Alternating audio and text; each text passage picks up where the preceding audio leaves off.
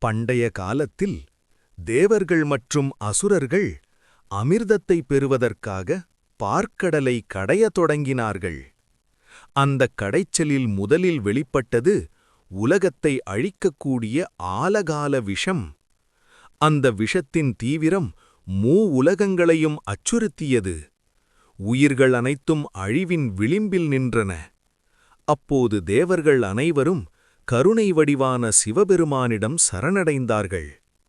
அவர்களின் அழுகுரலை கேட்ட சிவபெருமான் ஒரு நொடியில் அந்த விஷத்தை தன் கரத்தில் எடுத்து தொண்டையில் தாங்கிக் கொண்டார்.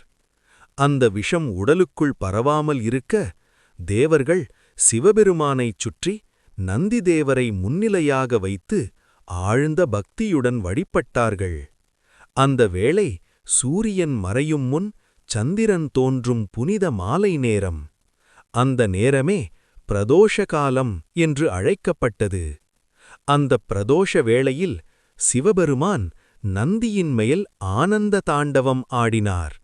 அந்த தாண்டவம் உலகத்தை அழிவிலிருந்து காத்தது.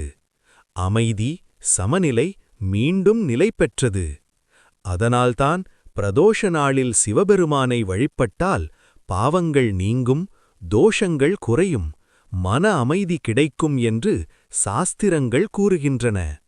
நந்தியை நோக்கி சிவபெருமானை தரிசனம் செய்து மனதில் ஓம் நமசிவாய என்று ஜபித்தால் எல்லா துன்பங்களும் விலகும்.